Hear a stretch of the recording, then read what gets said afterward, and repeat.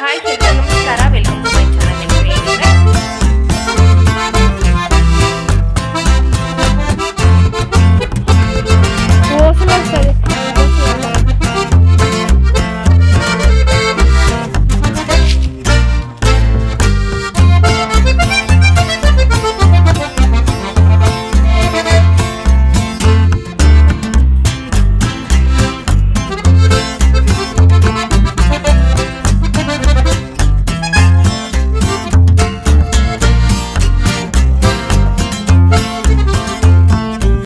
Hi ಎಲ್ರಿಗೂ ನಮಸ್ಕಾರ, welcome to my channel. ಎಲ್ಲರೂ ಹೇಗಿದ್ರೆ ಎಲ್ಲರಿಗೂ ಹೊಸ ವೀಡಿಯೋಗೆ ವೆಲ್ಕಮ್ ಮಾಡ್ತಾ ಇವತ್ತಿನ ಈ ಪುಟಾಣಿ ವೀಡಿಯೋನ ಶುರು ಮಾಡ್ತಾ ಇದ್ದೀನಿ.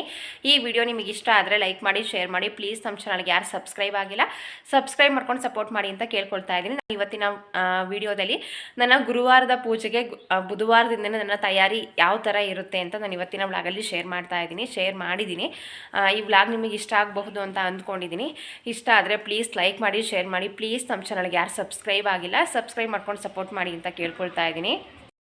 ಬುಧವಾರ ಬೆಳಗ್ಗೆ ತಿಂಡಿಗೆ ನಾನಿಲ್ಲಿ ದೋಸೆ ಮಾಡಿ ಬೀಟ್ರೋಟ್ ಪಲ್ಯ ಮಾಡ್ತಾಯಿದ್ದೀನಿ. ಕುಕ್ಕರ್ಗೆ ಎಣ್ಣೆ ಹಾಕಿ ಸಾಸಿವೆ, ಜೀರಿಗೆ, ಈರುಳ್ಳಿ, ಹಸಿರು ಮೆಣಸಿನ್ಕಾಯಿ ಹಾಕ್ಕೊಂಡು ಚೆನ್ನಾಗಿ ಫ್ರೈ ಮಾಡ್ತೀನಿ. ಬೀಟ್ರೋಟನ್ನು ಬೆಳಗ್ಗೆನೇ ಸಿಪ್ಪೆ ಎಲ್ಲ ತೆಗೆದು ಸಣ್ಣದಾಗಿ ಪೀಸ್ ಮಾಡಿ ಎತ್ತಿಟ್ಟಿದ್ದೆ.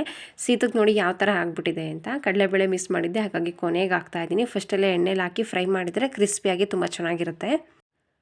ಅದಕ್ಕೆ ಈರುಳ್ಳಿ ಫ್ರೈ ಆದಮೇಲೆ ಒಂದೆರಡು ಟೊಮೊಟೊ ಹಾಕಿ ಫ್ರೈ ಮಾಡ್ಕೊಳ್ತೀನಿ. ಹಾಗೆ ಪೀಸ್ ಮಾಡಿಟ್ಟಿರುವಂತಹ ಬೀಟ್ರೋಟನ್ನು ಹಾಕ್ತಾಯಿದ್ದೀನಿ. ಕ್ವಿಕ್ಕಾಗಿ ಆಗುತ್ತೆ, ಟೇಸ್ಟ್ ತುಂಬ ಚೆನ್ನಾಗಿರುತ್ತೆ. ದೋಸೆ, ಚಪಾತಿ, ರೊಟ್ಟಿಗೆ ಈ ಥರ ಪಲ್ಯನ ಮಾಡ್ಬೋದು. ಸ್ವಲ್ಪ ಹಸಿ ಕಾಯಿ ತುರಿ, ಸ್ವಲ್ಪ ಗರಂ ಮಸಾಲ, ಸ್ವಲ್ಪ ಅರಿಶಿನದ ಪುಡಿ, ಸ್ವಲ್ಪ ಧನಿಯಾ ಪುಡಿ ಹಾಕ್ತಾಯಿದ್ದೀನಿ. ಎಲ್ಲದನ್ನು ಚೆನ್ನಾಗಿ ಮಿಕ್ಸ್ ಮಾಡ್ಕೊಳ್ಳೋದು. ಬೀಟ್ರೋಟ್ ಬೇಯೋದಕ್ಕೆ ಎಷ್ಟು ನೀರು ಬೇಕೋ ಅಷ್ಟು ನೀರನ್ನು ಹಾಕಿ ಒಂದೆರಡು ವಿಷಲ್ ಕೂಗಿಸ್ಕೊಳ್ಳೋದು. ರುಚಿಗೆ ಬೇಕಾಗುವಷ್ಟು ಉಪ್ಪನ್ನು ಹಾಕಿದ್ದೀನಿ. ನೋಡಿ, ಈಗ 2 ವಿಷಲ್ ಕೂಗಿದೆ. ಸ್ವಲ್ಪ ತೆಳು ಅನ್ನಿಸ್ತಾ ಇತ್ತು ರಸ. 1 ಸ್ಪೂನ್ ಅಕ್ಕಿ ಹಿಟ್ಟು ಹಾಕಿ ಕುದಿಸ್ಕೊಂಡ್ರೆ ಪಲ್ಯದ ಕನ್ಸಿಸ್ಟೆನ್ಸಿ ಕರೆಕ್ಟಾಗಿರುತ್ತೆ. ಟೇಸ್ಟ್ ಕೂಡ ತುಂಬ ಚೆನ್ನಾಗಿರುತ್ತೆ. ಪಲ್ಯ ರೆಡಿ ಆಯಿತು. ಇವಾಗ ದೋಸೆ ಮಾಡ್ಕೊಳ್ತೀನಿ. ದೋಸೆ ಬ್ಯಾಟರ್ನ ಯಾವ ರೀತಿ ರೆಡಿ ಮಾಡ್ಕೊಳ್ತೀನಿ ಅಂತ ಹಿಂದಿನ ವ್ಲಾಗಲ್ಲಿ ತೋರಿಸಿದ್ದೆ, ಹಾಗಾಗಿ ಮತ್ತೆ ಅದನ್ನೇನು ತೋರಿಸ್ಲಿಲ್ಲ. ಇವಾಗ ದೋಸೆಯನ್ನು ಹಾಕ್ಬಿಡ್ತಾ ಇದ್ದೀನಿ. ಎಷ್ಟು ತೆಳುವಾಗಿ ಬೇಕಾದರೂ ಹಾಕ್ಬೋದು. ನನ್ನ ಮಕ್ಕಳಿಗೆ ಸ್ವಲ್ಪ ದಪ್ಪ ಇದ್ದರೆ ಇಷ್ಟ ಆಗುತ್ತೆ. ಇದ್ರಕ್ಕಿಂತಲೂ ಇನ್ನೂ ದಪ್ಪ, ಬ್ರೆಡ್ ದೋಸೆ, ಸೆಟ್ ದೋಸೆ ಅಂತಾರಲ್ಲ ಆ ಥರ ಇದ್ದರೆ ಅವ್ರಿಗೆ ಇಷ್ಟ ಆಗುತ್ತೆ. ದೋಸೆ, ಪಲ್ಯ ಮತ್ತು ಅಂಬಲಿ ಮಾಡಿದೆ. ಇತ್ತೀಚೆಗೆ ಅಂಬಲಿ ಮತ್ತೆ ಡೈಲಿ ಅಂಬಲಿ ಮಾಡ್ತಾಯಿದ್ದೀನಿ. ಫಸ್ಟು ಕೂಡ ಡೈಲಿ ಮಾಡ್ತಾಯಿದ್ದೆ, ಮಧ್ಯದಲ್ಲಿ ಸ್ವಲ್ಪ ದಿನ ಸ್ಟಾಪ್ ಆಗಿತ್ತು. ಇವಾಗ ಮತ್ತೆ ಮಾಡ್ತಾಯಿದ್ದೀನಿ. ಹಾಗೆ ಬುಧವಾರ ಆಗಿರೋದ್ರಿಂದ ವಾರಕ್ಕೆ ಬೇಕಾಗುವಷ್ಟು ತರಕಾರಿನೆಲ್ಲ ತರಿಸ್ಕೊಂಡಿರ್ತೀನಿ. ಅದನ್ನೆಲ್ಲ ಸ್ಟೋರ್ ಮಾಡ್ಕೊಳ್ತೀನಿ. ಅಂದರೆ ಬುಧವಾರ ಸಂತೆ ನಡೆಯುತ್ತೆ, ಹಾಗಾಗಿ ಸಂತೆಯಲ್ಲಿ ತರಕಾರಿ ತರಿಸ್ಕೊಳ್ಳೋದು. ಭಾನುವಾರ ಜವಗಲಲ್ಲಿ ನಡೆಯುತ್ತೆ, ಅಲ್ಲಿಗೆ ಹೋದರೆ ಅಲ್ಲಿ ತರಿಸ್ಕೊಳ್ಬೋದು. ಜಾಸ್ತಿ ತರೋದು ಹಳೆಬೀಡಲ್ಲೇ. ತಂದಿದ್ದ ದಿನನೇ ಎಲ್ಲ ಕ್ಲೀನ್ ಮಾಡಿ ಸಪ್ರೇಟ್ ಮಾಡಿ ಎತ್ತಿಡ್ಕೊಳ್ತೀನಿ. ಈ ಥರ ಮಾಡೋದ್ರಿಂದ ಗುರುವಾರ ಬೇಗ ಕೆಲಸ ಆಗುತ್ತೆ. ಇಲ್ಲ ಅದನ್ನಾಗೆ ಬಿಟ್ಟು ಗುರುವಾರ ಎಲ್ಲ ತೆಗೆದು ಕ್ಲೀನ್ ಮಾಡ್ತೀನಿ ಅಂತಂದರೆ ಲೇಟ್ ಆಗುತ್ತೆ. ಹಾಗಾಗಿ ಪ್ರತಿದಿನ ನಾವು ಎಷ್ಟೇ ಕ್ಲೀನ್ ಮಾಡ್ಬೋದು, ಎಲ್ಲರಿಗೂ ಅನಿಸುತ್ತೆ ವಾರದ ದಿನ ಬೇಗ ಕೆಲಸ ಮುಗಿಯೋದೇ ಇಲ್ಲ ಅಂತ. ಅಷ್ಟು ಕೆಲಸ ಇರುತ್ತೆ. ಹಾಗಾಗಿ ಆದಷ್ಟು ಕ್ಲೀನಿಂಗನ್ನು ನಾನು ಬುಧವಾರನೇ ಇಟ್ಕೊಳ್ತೀನಿ. ಅಂದರೆ ನೆಲ ಎಲ್ಲ ಒರೆಸಲ್ಲ, ನೆಲ ಗುರುವಾರನೇ ಒರೆಸಿ ನಾನು ಕ್ಲೀನ್ ಮಾಡೋದು. ಕ್ಲೀನಿಂಗ್ ಎಲ್ಲ ಏನಿರುತ್ತೆ, ಡಸ್ಟಿಂಗ್ ಮಾಡ್ಕೊಳ್ಳೋದಾಗಿರ್ಬೋದು, ಆ ಥರ ಕೆಲಸಗಳು, ಈ ಥರ ಕೆಲಸ ಎಲ್ಲ ನಾನು ಆದಷ್ಟು ಬುಧವಾರನೇ ಮಾಡ್ಕೊಳ್ತೀನಿ. ನಾನು ಮುಂಚೆಲೇ ಹೇಳಿದೆ, ನಾನು ಇವತ್ತಿನ ವಿಡಿಯೋದಲ್ಲಿ ಗುರುವಾರದ ಪೂಜೆಗೆ ನಾನು ಬುಧವಾರದಿಂದನೇ ಯಾವ ರೀತಿಯಾಗಿ ತಯಾರಿ ಮಾಡ್ಕೊಳ್ತೀನಿ ಅಂತ ಇವತ್ತಿನ ವಿಡಿಯೋದಲ್ಲಿ ಶೇರ್ ಮಾಡ್ಕೊಳ್ತೀನಿ ಅಂತ. ಎಲ್ಲರೂ ಇದೇ ಥರ ಮಾಡಬೇಕು ಅಂತಲೂ ಅಲ್ಲ, ಹಾಗೆ ನಾನು ಒಬ್ಬಳೇ ಮಾಡೋದು, ಯಾರೂ ಮಾಡಲ್ಲ ಅಂತಲೂ ಅಲ್ಲ. ನನ್ನ ವ್ಲಾಗಲ್ಲಿ ನಾನು ಯಾವ ರೀತಿಯಾಗಿ ತಯಾರಿ ಮಾಡ್ಕೊಳ್ತೀನಿ ಅಂತ ತೋರಿಸ್ತಾ ಇದ್ದೀನಿ ಅಷ್ಟೇ. ಇದನ್ನು ಯಾರೂ ನೆಗೆಟಿವ್ ಆಗಿ ತಿಳ್ಕೊಳ್ಬೇಡಿ. ನಿಮಗೂ ಇನ್ಸ್ಪಿರೇಷನ್ ಆಗುತ್ತೆ ಅಥವಾ ನಿಮಗೂ ಎಲ್ಪ್ ಆಗಬಹುದು ಅಂತ ಅಂದ್ಕೊಂಡು ಈ ವಿಡಿಯೋನ ಮಾಡ್ತಾ ಇದ್ದೀನಿ. ತರಕಾರಿನೆಲ್ಲ ಸ್ಟೋರ್ ಮಾಡಿ ಎತ್ತಿಡ್ಕೊಂಡೆ. ನಾಳೆ ಪೂಜೆಗೆ ಸ್ವಲ್ಪ ಹಣ್ಣು ಬೇಕಿತ್ತು, ಹಣ್ಣು ಎಲ್ಲ ತರಿಸ್ಕೊಂಡಿದ್ದೆ. ಸಪೋಟ ನಮ್ಮ ತೋಟದಲ್ಲೇ ಬಿಟ್ಟಿತ್ತು, ಅದನ್ನು ಕೂಡ ಕಿತ್ಕೊಂಡು ಬಂದಿದ್ವಿ. ಇಷ್ಟು ಕೆಲಸ ಮುಗಿಸೋ ಅಷ್ಟರಲ್ಲಿ ಮಧ್ಯಾಹ್ನ ಆಗಿತ್ತು. ಹಾಗಾಗಿ ಅವರೆಕಾಳು, ಆಲೂಗೆಡ್ಡೆ ಹಾಕಿ ಸಾಂಬಾರು ಮಾಡ್ತಾಯಿದ್ದೀನಿ. ಕ್ವಿಕ್ಕಾಗಿ ಆಗುತ್ತೆ, ಟೇಸ್ಟ್ ಕೂಡ ಚೆನ್ನಾಗಿರುತ್ತೆ. ತರಕಾರಿ ಎಲ್ಲ ಮಿಕ್ಸ್ ಕೂಡ ಹಾಕಬಹುದು ಅಥವಾ ಈ ಥರ ಈಸಿಯಾಗಿ ಕೂಡ ಮಾಡಬಹುದು.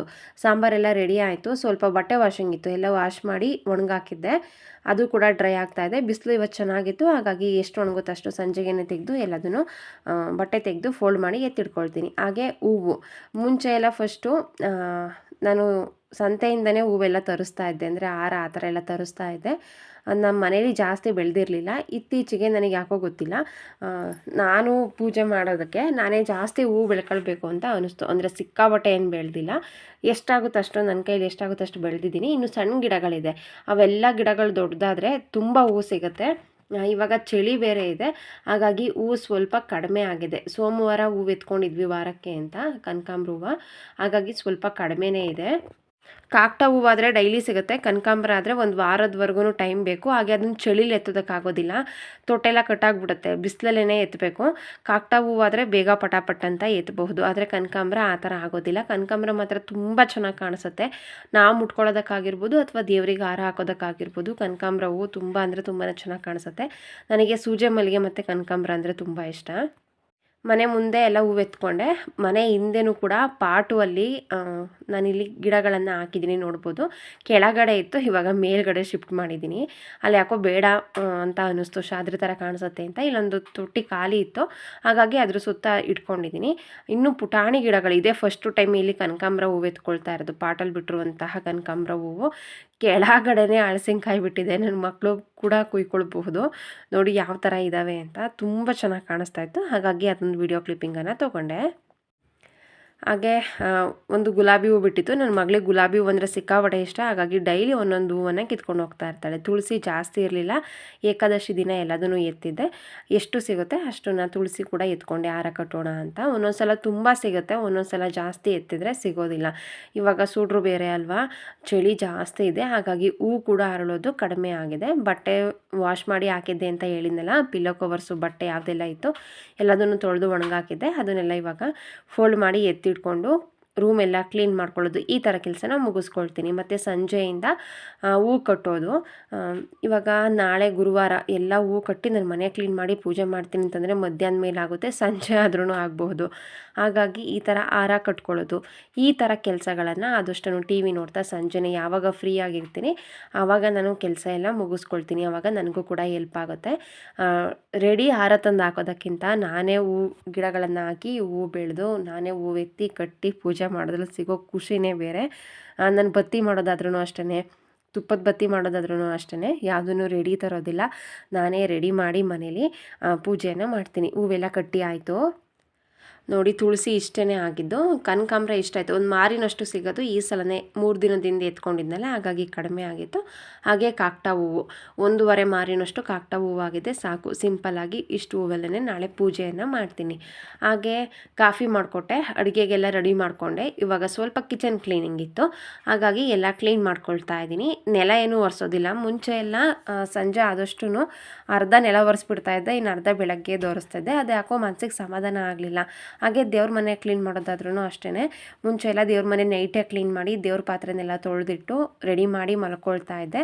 ನನಗದು ಸಮಾಧಾನ ಅಂತ ಅನ್ನಿಸ್ಲಿಲ್ಲ. ಅಂದರೆ ಇವತ್ತು ತೊಳೆದಿರುವಂತಹ ಪಾತ್ರೆಯಲ್ಲಿ ನಾಳೆ ಪೂಜೆ ಮಾಡಬೇಕು, ಅದು ಸರಿನಾ ಅಂತ ನನಗನ್ನಿಸ್ತು. ಅಂದರೆ ನಾನು ತಪ್ಪು ಅಂತ ಖಂಡಿತವಾಗಿಯೂ ಹೇಳ್ತಾ ಇಲ್ಲ, ನೀವು ಮಾಡೋದಿದ್ರೆ ಮಾಡಬಹುದು, ನೀವು ಮಾಡ್ತಾರೋ ತಪ್ಪು ಅಂತ ಹೇಳ್ತಾ ಇಲ್ಲ. ನನಗದು ಸಮಾಧಾನ ಅಂತ ಅನ್ನಿಸ್ಲಿಲ್ಲ. ಹಾಗಾಗಿ ನಾನು ಯಾವಾಗ ಪೂಜೆ ಮಾಡ್ತೀನಿ ಅಂದರೆ ಬೆಳಗಿನ ಟೈಮೇ ಎಲ್ಲ ಕ್ಲೀನ್ ಮಾಡಿಕೊಂಡು ಪಾತ್ರೆ ತೊಳ್ಕೊಂಡು ದೇವ್ರ ಮನೆ ತೊಳ್ಕೊಂಡು ಪೂಜೆ ಮಾಡ್ತೀನಿ. ಬಾಳೆಹಣ್ಣೆಲ್ಲ ತರಿಸಿದ್ದೆ, ಅದನ್ನು ಕೂಡ ಎತ್ತಿಟ್ಟೆ. ಜೀರಿಲಿನೇ ಬಿಟ್ಟರೆ ಪಚ್ಚ ಬಾಳೆಹಣ್ಣು ಬೇಗನೆ ಕಪ್ಪಾಗ್ಬಿಡುತ್ತೆ, ಹಾಗಾಗಿ ಬ್ರಷನ್ಗೆ ಹಾಕಿ ಅದನ್ನು ಎತ್ತಿಡ್ಕೊಂಡೆ. ಪಾತ್ರೆ ಯಾವುದೆಲ್ಲ ತೊಳೆಯೋದಿದೆ ಅದನ್ನು ತೊಳೆಯೋಕೆ ಹಾಕಿ ರಾತ್ರಿನೇ ವಾಶ್ ಮಾಡಿ ಎತ್ತಿಡ್ತೀನಿ. ಇವಾಗಂತೂ ಸಿಕ್ಕಾಪಟ್ಟೆ ಚಳಿ ಇದೆ, ನೈಟ್ ಟೈಮ್ ಪಾತ್ರೆ ತೊಳೆಯೋದಕ್ಕೇ ಆಚೆಲಿ ಕೂತ್ಕೊಂಡು ಸಿಕ್ಕಾಪಟ್ಟೆ ಚಳಿ ಆಗ್ತಾ ಇರುತ್ತೆ. ಹಾಗೆ ಟೈಲ್ಸ್ ಎಲ್ಲ ಕ್ಲೀನ್ ಮಾಡಿಕೊಂಡು ಯಾವ್ಯಾವ ಪಾತ್ರೆ ತೊಳೆಯೋದಿದ್ದೆ ಎಲ್ಲದನ್ನು ತೊಳೆಯೋದಕ್ಕೆ ಹಾಕಿ ಎಷ್ಟು ಕೆಲಸ ಸಾಧ್ಯ ಆಗುತ್ತೆ ಅವತ್ತು ನೈಟೇ ಅಷ್ಟೆಲ್ಲ ಕೆಲಸನ ಮುಗಿಸ್ಕೊಳ್ತೀನಿ. ನನಗೆ ಗುರುವಾರ ಅಂದ್ರೇ ಒಂಥರ ಸ್ಪೆಷಲ್. ಹಬ್ಬಗಳಲ್ಲೆಲ್ಲ ಯಾವ ರೀತಿಯಾಗಿ ಮನೆ ಕ್ಲೀನ್ ಮಾಡಬೇಕು, ಹೂವೆತ್ತಿ ಹೂ ಕಟ್ಟಬೇಕು, ಈ ಥರ ಕೆಲಸನ ನಾವು ಮುಗಿಸ್ಕೊಳ್ತೀವಿ. ಆ ಥರ ಗುರುವಾರ ನನಗೆ ಹಬ್ಬದ ಥರನೇ ಫೀಲ್ ಆಗ್ತಾ ಇರುತ್ತೆ. ಪ್ರತಿ ಗುರುವಾರನೂ ಅಷ್ಟೇ. ಯಾವುದಾದ್ರೂ ಗುರುವಾರ ಪೂಜೆ ಮಾಡಿಲ್ಲ ಅಂತಂದರೆ ಅವತ್ತೇನೋ ಮಿಸ್ ಮಾಡ್ಕೊಳ್ತಾ ಇದ್ದೀನಿ ಅಂತ ಅನಿಸುತ್ತೆ. ಗುರುವಾರ ಅಂತಂದರೆ ನನಗೊಂಥರ ಸ್ಪೆಷಲ್ ಅಂತ ಫೀಲ್ ಆಗ್ತಾ ಇರುತ್ತೆ. ಇಷ್ಟೆಲ್ಲ ಕೆಲಸ ಮಾಡಬೇಕಲ್ಲಪ್ಪ ಅಂತ ಮಾಡಲ್ಲ, ಖುಷಿಯಿಂದ ಮಾಡ್ತೀನಿ, ಖುಷಿಯಿಂದ ಪೂಜೆ ಮಾಡ್ತೀನಿ. ನಾನೇನು ಚಿಕ್ಕದ್ರಿಂದನೂ ಕೂಡ ರಾಯರನ್ನು ಪೂಜೆ ಮಾಡ್ಕೊಂಡು ಬಂದಿಲ್ಲ. ನಾನು ಕೂಡ ಕೆಲವು ವರ್ಷಗಳಿಂದ ಪೂಜೆ ಮಾಡ್ತಾ ಇರೋದು. ಫಸ್ಟೆಲ್ಲ ನನಗೂ ಕೂಡ ಅಷ್ಟೊಂದು ಗೊತ್ತಿರಲಿಲ್ಲ, ಅದು ಹೇಗೆ ಪೂಜೆ ಮಾಡಬೇಕು ಅಂತ ಅನ್ನಿಸ್ತು, ನನಗೆ ಗೊತ್ತಿಲ್ಲ. ನಾನು ಕೂಡ ರಾಯರ ಫೋಟೋ ತೊಗೊಂಡು ಬಂದು ಪೂಜೆ ಮಾಡಬೇಕು ಅಂತ ಅನ್ನಿಸ್ತು. ಒಂದು ವಿಡಿಯೋದಲ್ಲಿ ನಾನು ಕೂಡ ಶೇರ್ ಮಾಡ್ಕೊಂಡಿದ್ದೀನಿ ಅಂತ ಅನಿಸುತ್ತೆ ಇದ್ರ ಬಗ್ಗೆ. ಮುಂಚೆ ಎಲ್ಲ ಗುರುವಾರ ಏನೂ ಮಾಡ್ತಾ ಇರಲಿಲ್ಲ, ಏಕಾದಶಿ ಮಾಡ್ತಾ ಇರಲಿಲ್ಲ. ಅಂದರೆ ರಾಯರ ಫೋಟೋನ ಇಟ್ಕೊಂಡು ನಾನು ಪೂಜೆನೇ ಮಾಡ್ತಾ ಇರಲಿಲ್ಲ. ಗೊತ್ತಿಲ್ಲ, ಸಡನ್ನಾಗಿ ಅನಿಸ್ತು ನಾನು ಕೂಡ ಪೂಜೆ ಮಾಡಬೇಕು ಅಂತ. ಎಲ್ಲರೂ ಹೇಳೋ ಥರ ನಾವು ರಾಯರನ್ನ ಪೂಜೆ ಮಾಡೋದಲ್ವಂತೆ, ಅವರು ಆಯ್ಕೆ ಮಾಡ್ಕೊಳ್ತಾರಂತೆ ನಮ್ಮನ್ನು ಯಾರು ಪೂಜೆ ಮಾಡಬೇಕು ಅಂತ. ನನಗೆ ಅದ್ರ ಬಗ್ಗೆ ಖುಷಿ ಇದೆ, ನಾನು ಪೂಜೆ ಮಾಡ್ತಾ ಇದ್ದೀನಿ ಅಂತ. ನನಗಂತೂ ಸಿಕ್ಕಾಪಟ್ಟೆ ಇಷ್ಟ ರಾಯರು ಅಂತಂದರೆ. ರಾಯರು ಅಂದ್ರೇ ಒಂಥರ ಅದ್ಭುತವಾದಂತಹ ಶಕ್ತಿ ಅಂತಲೇ ಹೇಳ್ಬೋದು. ಅವ್ರ ಬಗ್ಗೆ ಮಾತಾಡ್ತಾ ಇದ್ದರೆ ಮಾತಾಡು ಅಂತಂದರೆ ಬೆಳಗ್ಗೆಯಿಂದ ಸಂಜೆವರೆಗೂ ಮಾತಾಡ್ತೀನಿ. ನೀವೇನೇ ಕಷ್ಟದಲ್ಲಿರಿ, ಏನೇ ಬೇಜಾರಾಗಿರಿ, ನೀವು ಪೂಜೆ ಮಾಡಿಕೊಂಡು ಅವ್ರ ಮುಂದೆ ಏನಾದ್ರೂ ಕಷ್ಟ ಹೇಳ್ಕೊಂಡ್ರೆ ಪಟ್ಟು ನೋವು ಕೊಡ್ತಾರೆ. ಅಂದರೆ ನಮ್ಮ ಜೊತೆ ಅವ್ರು ಮಾತಾಡ್ತಾ ಇದ್ದಾರೆ, ನಮಗೆ ಸ್ಪಂದಿಸ್ತಾ ಇದ್ದಾರೆ ಅಂತ ಅನಿಸುತ್ತೆ. ಎಷ್ಟೋ ಸಲ ಸಮಾಧಾನ ಮಾಡಿದ್ದಾರೆ. ನಾನು ಬೇಜಾರಾದಾಗ ಅಥವಾ ನನಗೆ ಏನಾದ್ರೂ ಅವ್ರಿಗೆ ಹೇಳ್ಕೊಳ್ಬೇಕು ಅಂತ ಅನ್ನಿಸ್ದಾಗ ಪಟ್ಟು ಹೂ ಕೊಡ್ತಾರೆ. ಅದು ಸುಮ್ಮನೆ ಅಲ್ಲ, ಕೆಲವ್ರು ಹೇಳ್ತಾರೆ ಹೂ ಬೀಳೋ ಥರ ಮುಡಿಸಿರ್ತೀರ ಅದಕ್ಕೆ ಹೂ ಬೀಳುತ್ತೆ ಅಂತ. ಖಂಡಿತವಾಗಿಯೂ ಆ ಥರ ಅಲ್ಲ. ಅವ್ರು ಕೊಟ್ಟರೆ ಮಾತ್ರ ಅವು ಕೆಳಗೆ ಬೀಳೋದು. ಅವ್ರು ಕೊಟ್ಟಿದ್ದು ನಾವು ಏನು ಅಂದ್ಕೊಂಡು ಅವ್ರು ಹೂ ಕೊಟ್ಟಿರ್ತಾರೆ ಅದು ಖಂಡಿತವಾಗಿಯೂ ನೆರವೇರುತ್ತೆ. ಸ್ವಲ್ಪ ದಿನ ಲೇಟ್ ಆಗಬಹುದು ಅಷ್ಟೇ. ಇದ್ರ ಬಗ್ಗೆ ಮುಂದೆ ಮಾತಾಡ್ತೀನಿ. ನೆಕ್ಸ್ಟ್ ಡೇ ಬೆಳಗ್ಗೆ ತಿಂಡಿಗೆ ನಾನು ಇಲ್ಲಿ ಪಡ್ಡು ಮಾಡ್ತಾಯಿದ್ದೀನಿ. ನೆನ್ನೆದೇ ದೋಸೆ ಬ್ಯಾಟರ್ ಸ್ವಲ್ಪ ಇತ್ತು, ಹಾಗಾಗಿ ಅದಕ್ಕೆ ಪಡ್ಡು ಮಾಡ್ತಾಯಿದ್ದೀನಿ. ಇಲ್ಲಿ ಶೇಂಗಾ ಚಟ್ನಿ ಮಾಡಿ ಎತ್ತಿಟ್ಟಿದ್ದೀನಿ. ಪಡ್ಡು ತೇವೆ ಕೂಡ ಕಾಯ್ತದೆ. ಸ್ವಲ್ಪ ಎಣ್ಣೆ ಹಾಕಿ ಪಡ್ಡು ಹಾಕ್ಕೊಳ್ಳೋದು. ಕ್ಯಾರೆಟ್ ತುರಿ ಹಾಕ್ಕೊಂಡಿದ್ದೀನಿ, ಈರುಳ್ಳಿ ಕೊತ್ತಂಬರಿ ಸೊಪ್ಪನ್ನು ಸಣ್ಣದಾಗಿ ಪೀಸ್ ಮಾಡಿ ಹಾಕಿದ್ದೀನಿ. ಹಾಗೆ ಹಸಿರು ಮೆಣಸಿನ್ಕಾಯಿ ಹಾಕಿಲ್ಲ, ಹಸಿರು ಮೆಣಸಿನ್ಕಾಯಿ ಹಾಕಿದರೆ ನನ್ನ ಮಗಳು ತಿನ್ನೋದಿಲ್ಲ. ಹಾಗಾಗಿ ಬೇಕಾದರೆ ಅದಕ್ಕೂ ಸಬ್ಬಸಿಗೆ ಸೊಪ್ಪು ಹಾಕ್ಬೋದು, ಸಬ್ಬಸಿಗೆ ಸೊಪ್ಪು ಅಂತಾರಲ್ಲ ಅದನ್ನು, ಇನ್ನೂ ಚೆನ್ನಾಗಿರುತ್ತೆ. ಇರಲಿಲ್ಲ, ನಾನು ಹಾಗಾಗಿ ಹಾಕಿಲ್ಲ. ಸ್ವಲ್ಪ ಎಣ್ಣೆಗೆ ಕಡಲೆಬೇಳೆ ಮತ್ತು ಜೀರಿಗೆಯನ್ನು ಫ್ರೈ ಮಾಡಿ ಹಾಕಿದ್ದೀನಿ. ಅದು ತಿನ್ನುವಾಗ ಕ್ರಿಸ್ಪಿಯಾಗಿ ತುಂಬ ಚೆನ್ನಾಗಿರುತ್ತೆ ಕಡಲೆಬೇಳೆ ಹಾಕಿರೋದ್ರಿಂದ. ಬೆಳಗಿನ ತಿಂಡಿ ರೆಡಿ ಆಯಿತು. ನನ್ನ ಮಗಳು ಫೇವ್ರೇಟ್ ಮೊಸರನ್ನ, ಹಾಗಾಗಿ ಸ್ವಲ್ಪ ಮೊಸರನ್ನ ಕೂಡ ಮಾಡಿದೆ. ಡೈಲಿ ಮಾಡಿಕೊಟ್ರು ನನ್ನ ಮಕ್ಕಳಿಬ್ಬರು ತಿಂತಾರೆ, ಅವ್ರಿಗೆ ಅಷ್ಟು ಇಷ್ಟ ಆಗುತ್ತೆ ಮೊಸರನ್ನ ಅಂದರೆ. ಹಾಗೆ ಅಂಬಳಿ ಕೂಡ ಮಾಡಿ ಎತ್ತಿಟ್ಟೆ. ಬಿಸಿ ಅಂಬಳಿ ಕುಡಿಯೋದಕ್ಕೆ ಅಷ್ಟೊಂದು ಇಷ್ಟ ಆಗೋದಿಲ್ಲ. ಬೆಳಗ್ಗೆನೇ ಅಂಬಳಿ ಮಾಡಿಟ್ರೆ ಮಧ್ಯಾಹ್ನ ಅಷ್ಟರಲ್ಲಿ ಸರಿ ಹೋಗಿರುತ್ತೆ. ಹಾಗಾಗಿ ಬೆಳಗ್ಗೆನೇ ಅಂಬಳಿ ಮಾಡ್ತೀನಿ, ಬೆಳಗ್ಗೆ ಬೇಕಾದ್ರೂ ಕುಡಿಬಹುದು. ರಾಗಿಯಲ್ಲಿ ಕ್ಯಾಲ್ಸಿಯಂ ಜಾಸ್ತಿ ಇರುತ್ತೆ, ಹಾಗಾಗಿ ಆರೋಗ್ಯಕ್ಕೆ ತುಂಬ ಒಳ್ಳೆಯದು. ಎಲ್ಲ ತೊಳೆದು ರಂಗೋಲಿ ಹಾಕ್ತಾಯಿದ್ದೀನಿ. ತುಳಸಿ ಕಟ್ಟೆಯನ್ನು ತೊಳೆದು ರಂಗೋಲಿ ಹಾಕಿ ಅರಿಶಿನ ಕುಂಕುಮ ಇಡ್ತೀನಿ. ಮನೆ ಮುಂದೆ ಒಂದು ಪುಟಾಣಿ ರಂಗೋಲಿಯನ್ನು ಬಿಡ್ತೀನಿ. ನಂಗೆ ರಂಗೋಲಿ ಹಾಕೋದು ಅಂದರೆ ಸಿಕ್ಕಾಪಟ್ಟೆ ಇಷ್ಟ. ನನಗೆ ಯಾವ ಥರ ಅವತ್ತು ರಂಗೋಲಿ ಹಾಕಬೇಕು ಅಂತ ಅನಿಸುತ್ತೆ ಆ ರಂಗೋಲಿಯನ್ನು ಹಾಕ್ತೀನಿ. ನನ್ನ ಮಗಳು ಕೂತ್ಕೊಂಡು ಆ ಹೂ ಅಮ್ಮ ಬಿಡಿಸೋದಕ್ಕೆ ನನಗಿದು ಇಷ್ಟ ಆಯಿತು, ಎಷ್ಟು ಚುಕ್ಕಿ ಬರುತ್ತೆ ಅಮ್ಮ ಅಂತ ಕೌಂಟ್ ಮಾಡ್ತಾ ಇರೋದು. ನೆಕ್ಸ್ಟು ಮನೆ ಒಳಗೆ ಕ್ಲೀನ್ ಮಾಡ್ಕೊಳ್ಳೋದು. ಡಸ್ಟಿಂಗ್ ಮಾಡೋದೆಲ್ಲ ಬುಧವಾರನೇ ಮಾಡಿರ್ತೀನಿ. ಅಂದರೆ ಏನೆಲ್ಲ ಕ್ಲೀನ್ ಮಾಡಬೇಕು, ಬಟ್ಟೆ ತೊಳಿಬೇಕು ಎಲ್ಲದೂ ಕೂಡ ಮಲ್ಲಿಗೆ ಬಟ್ಟೆ ಇಟ್ಕೊಂಡು ಪೂಜೆ ಮಾಡೋದಕ್ಕೆ ಸರಿ ಅಂತ ನನಗನ್ಸಲ್ಲ. ಹಾಗಾಗಿ ಎಲ್ಲದನ್ನು ಕೂಡ ಅದನ್ನು ಕ್ಲೀನ್ ಮಾಡ್ಕೊಳ್ತೀನಿ. ಬಟ್ಟೆ ಎಲ್ಲ ವಾಶ್ ಮಾಡಿ ಎತ್ತಿರ್ತೀನಿ. ರೂಮೆಲ್ಲ ಬುಧವಾರನೇ ಕ್ಲೀನ್ ಮಾಡಿರ್ತೀನಿ. ಈ ಥರ ಕೆಲಸ ಎಲ್ಲ ಮುಗಿಸ್ಕೊಂಡು ಗುರುವಾರ ಬೆಳಗ್ಗೆ ಕಸ ಗುಡಿಸಿ ನೆಲ ಒರೆಸೋದು. ನನಗೆ ಇವಾಗೊಂದು ಡೌಟ್ ಬಂದಿದೆ. ನನ್ನ ಹಸ್ಬೆಂಡ್ ಹೇಳ್ತಾಯಿದ್ರು ಬುಧವಾರ ನೆಲ ಒರೆಸ್ಬಾರ್ದಂತೆ, ಒಳ್ಳೇದಲ್ಲ, ನೀವು ಪ್ರತಿದಿನ ಒರೆಸೋ, ಗುರುವಾರ ಒರೆಸ್ಬೇಡ ಅಂತ ಹೇಳ್ತಾ ಇರ್ತಾರೆ. ನನಗೆ ಅದು ಸಮಾಧಾನ ಅಂತ ಅನಿಸಲ್ಲ. ಗುರುವಾರ ನೆಲ ಒರೆಸ್ದೆ ಪೂಜೆ ಮಾಡೋದಕ್ಕೆ ನನಗೆ ಸಮಾಧಾನ ಅಂತ ಅನಿಸಲ್ಲ. ಆದರೂ ಕೂಡ ನಾನು ಬುಧವಾರ ನೆಲ ಒರೆಸಿ ಪೂಜೆ ಮಾಡ್ತೀನಿ. ಅದು ತಪ್ಪ ಸರಿನಾ ಕಮೆಂಟಲ್ಲಿ ತಿಳಿಸಿ. ನನಗೂ ಕೂಡ ಕರೆಕ್ಟಾಗಿ ಗೊತ್ತಿಲ್ಲ ಗುರುವಾರ ಒರೆಸ್ಬಾರ್ದಾ ಅಂತ. ನಿಮಗೆ ಗೊತ್ತಿದ್ದರೆ ತಿಳಿಸಿ. ಹಾಗೆ ಅವರೊಬ್ಬರೇ ಅಲ್ಲ, ಒಂದು 2-3 ಜನ ಹೇಳೋದನ್ನು ನಾನು ಕೇಳಿದ್ದೀನಿ, ಗುರುವಾರ ಟೈಮ್ ನೆಲ ಒರೆಸ್ಬಾರ್ದಂತೆ ಅಂತ. ಇದ್ರ ಬಗ್ಗೆ ನಿಮಗೆ ಗೊತ್ತಿದ್ದರೆ ತಿಳಿಸಿ, ನನಗೂ ಕೂಡ ಹೆಲ್ಪ್ ಆಗುತ್ತೆ. ನೀರಿಗೆ ಸ್ವಲ್ಪ ಉಪ್ಪು, ಅರಿಶಿನ, ಫ್ಲೋರ್ ಕ್ಲೀನರ್ ಹಾಕ್ಕೊಂಡು ನೆಲ ಒರೆಸ್ತೀನಿ, ನೀಟಾಗಿ ಕ್ಲೀನ್ ಆಗುತ್ತೆ. ನನ್ನ ಮಕ್ಕಳು ಅಲ್ಲೇ ಕೆಳಗೆಲ್ಲ ಕುತ್ಕೊಂಡು ಊಟ ಮಾಡ್ತಾ ಇರ್ತಾರೆ, ಊಟ ಎಲ್ಲ ಚೆಲ್ಲಿರ್ತಾರೆ, ಅದು ಎಣ್ಣೆ ಜಿಡ್ಡೆಲ್ಲ ಆಗಿರುತ್ತೆ. ಹಾಗಾಗಿ ಫ್ಲೋರ್ ಕ್ಲೀನರ್ ಹಾಕ್ತೀನಿ, ಖಾಲಿ ಆಗಿದ್ದರೆ ಶಾಂಪು ಹಾಕ್ತೀನಿ, ಉಪ್ಪು ಹಾಕಿ ನೀಟಾಗಿ ನೆಲ ಒರೆಸ್ಕೊಳ್ತೀನಿ. ನೀಟಾಗಿ ಕ್ಲೀನ್ ಆಗುತ್ತೆ. ಎಷ್ಟೇ ಕ್ಲೀನ್ ಮಾಡಿದ್ರೂ ಜಾಸ್ತಿ ಹೊತ್ತೇನು ಇರೋದಿಲ್ಲ, ಆದರೂ ಕೂಡ ಕ್ಲೀನ್ ಮಾಡೋದು ಮಾಡಬೇಕಲ್ವ. ನನ್ನ ಮಗಳು ಅಲ್ಲೇ ಕುತ್ಕೊಂಡು ಆಟ ಆಡ್ತಾ ಇದ್ಲು. ನಾನು ಈ ಕಡೆ ಎಲ್ಲ ಮನೆಯೆಲ್ಲ ಕ್ಲೀನ್ ಮಾಡ್ಕೊಳ್ತಾ ಇದ್ದೆ. ಬುಧವಾರನೇ ಆಲ್ಮೋಸ್ಟ್ ಕ್ಲೀನಿಂಗ್ ಎಲ್ಲ ಮುಗ್ದಿರುತ್ತಲ್ಲ, ಬೆಳಗ್ಗೆ ಬರೀ ತಿಂಡಿ ಮಾಡಿ ಕಸ ಹೊಡೆದು ನೆಲ ಒರೆಸೋದು ಮಾತ್ರ ಇರುತ್ತೆ. ಹಾಗಾಗಿ ಬೇಗನೆ ಆಗಿಬಿಡುತ್ತೆ. ನಂತರ ಫ್ರೆಶ್ ಅಪ್ ಆಗಿ ಬಂದು ದೇವ್ರ ಮನೆ ಕ್ಲೀನ್ ಮಾಡಿಕೊಂಡು ದೇವ್ರ ಪಾತ್ರೆಗಳನ್ನೆಲ್ಲ ತೊಳ್ಕೊಂಡು ನೀರು ಹಿಡ್ಕೊಂಡು ಪೂಜೆ ಮಾಡ್ತೀನಿ. ಅಂದರೆ ಹಳೆ ನೀರಲ್ಲಿ ಪೂಜೆ ಮಾಡೋದಿಲ್ಲ, ಹೊಸ್ದಾಗಿ ನೀರು ಹಿಡ್ಕೊಂಡು ಪೂಜೆ ಮಾಡ್ತೀನಿ. ಮನೆ ಕ್ಲೀನಿಂಗ್ ಎಲ್ಲ ಮುಗಿಸ್ಕೊಂಡು ನಾನು ಕೂಡ ಫ್ರೆಶ್ ಅಪ್ ಆಗಿ ಬಂದೆ. ಪೂಜೆ ಪಾತ್ರೆನೆಲ್ಲ ತೊಳೆದಿಟ್ಟು ಬಂದೆ. ಅದೊಂದು ವಿಡಿಯೋ ಮಿಸ್ ಆಯಿತು. ಎಲ್ಲದನ್ನು ಮಾಡ್ತಾ ಹೋದರೆ ವಿಡಿಯೋ ಲೆಂತ್ ತುಂಬ ಜಾಸ್ತಿ ಆಗುತ್ತೆ, ನಿಮಗೂ ಕೂಡ ಬೋರ್ ಆಗುತ್ತೆ ಅಂತ ಅಂದ್ಕೊಂಡು ದೇವ್ರ ಮನೆ ಕ್ಲೀನ್ ಮಾಡೋದಾಗಿ ಯಾವುದನ್ನು ಕೂಡ ವಿಡಿಯೋ ಮಾಡಲಿಲ್ಲ. ಇವಾಗ ರಾಯರ ಪೂಜೆ ಯಾವ ಥರ ಮಾಡ್ತೀನಿ ಅಂತ ತೋರಿಸ್ತಾ ಇದ್ದೀನಿ. ದೇವ್ರ ಮನೆ ಒಳಗೆ ತೋರಿಸಿಲ್ಲ, ಜಾಸ್ತಿ ಹೋದರೆ ವಿಡಿಯೋ ಲೆಂತ್ ಆಗುತ್ತೆ ಅಂತ. ಹಾಗೆ ನಾನು ಗುರುವಾರದ ಪೂಜೆ ಅಂತ ಹೇಳಿರೋದ್ರಿಂದ ಗುರುವಾರ ಪೂಜೆ ನನ್ನ ರಾಯರಿಗೆ ಯಾವ ಥರ ಮಾಡ್ತೀನಿ ಅಂತ ನಾನು ಇವತ್ತಿನ ವಿಡಿಯೋದಲ್ಲಿ ಶೇರ್ ಮಾಡ್ತಾ ಇದ್ದೀನಿ. ಫಸ್ಟು ಮಡಿ ಬಟ್ಟೆಯಿಂದ ನೀರಿಗೆ ಸ್ವಲ್ಪ ಅರಿಶಿನದ ಪುಡಿಯನ್ನು ಹಾಕಿ ಫೋಟೋ ಎಲ್ಲ ನೀಟಾಗಿ ಒರೆಸ್ಕೊಳ್ತೀನಿ. ಫೋಟೋ ಒರೆಸಿದ ತಕ್ಷಣ ಗಂಧ ಇಡಬೇಕು ಅಂತ ಹೇಳ್ತಾರೆ, ಅಂದರೆ ಹೂವು ಮುಡ್ಸೋದಕ್ಕಿಂತ ಮುಂಚೆ. ನಾನು ಹೂವಿನ ಅಲಂಕಾರ ಮಾಡಿ ನಂತರ ಗಂಧ ಇಡ್ತೀನಿ, ಇಲ್ಲಾಂತಂದರೆ ಹೂವಿನ ಹಾರ ಎಲ್ಲ ಗಂಧ ಎಲ್ಲ ಸ್ಪ್ರೆಡ್ ಆಗುತ್ತೆ ಅಂತ ಅಷ್ಟೇ. ಇವಾಗ ಸಿಂಪಲ್ಲಾಗಿ ನೆನ್ನೆ ಹೂವು ಕಟ್ಟಿಟ್ಟಿದ್ನಲ್ಲ, ಅದರಲ್ಲಿ ಸಿಂಪಲ್ಲಾಗಿ ಅಲಂಕಾರ ಮಾಡಿದೆ. ಪೂಜೆ ಮಾಡೋ ಟೈಮಿಗೆ ಕರೆಕ್ಟಾಗಿ ಕರೆಂಟ್ ಇರಲಿಲ್ಲ, ಅದು ಬೇಜಾರಾಗ್ತಾಯಿತ್ತು, ವಿಡಿಯೋ ಕ್ಲಾರಿಟಿ ಚೆನ್ನಾಗಿ ಬರಲ್ಲ ಅಂತ. ಏನು ಮಾಡೋದಕ್ಕಾಗೋದಿಲ್ಲ, ಪೂಜೆ ಮಾಡ್ತಾಯಿದ್ದೆ. ಮಂಗಳಾರತಿ ಮಾಡೋ ಟೈಮಿಗೆ ಕೊನೆಯದಾಗಿ ಕರೆಂಟ್ ಬಂತು. ಇಷ್ಟೇ ಹೂವಿನ ಅಲಂಕಾರ ಮಾಡಿ ಪೂಜೆ ಮಾಡಬೇಕಂತೇನಿಲ್ಲ, ಪ್ರತಿ ಗುರುವಾರನೂ ಇಷ್ಟೇ ಹೂವಿರುತ್ತೆ ಅಂತಲೂ ಹೇಳೋದಕ್ಕಾಗೋದಿಲ್ಲ. ಕೆಲವೊಂದು ಸಲ ತುಂಬ ಜಾಸ್ತಿ ಇರುತ್ತೆ, ಕೆಲವೊಂದು ಸಲ ಕಡಿಮೆ ಇರುತ್ತೆ. ಎಷ್ಟು ಹೂವಿರುತ್ತೆ ಅಷ್ಟೇ ಹೂವಲ್ಲಿ ಒಳ್ಳೆ ಮನಸ್ಸಿನಿಂದ ಪೂಜೆ ಮಾಡ್ತೀನಿ.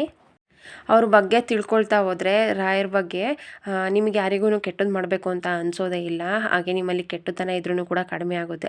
ಒಳ್ಳೆತನ ನಮಗೆ ಗೊತ್ತಿಲ್ಲದೇ ನಮಗೇನೆ ಬಂದುಬಿಟ್ಟಿರುತ್ತೆ.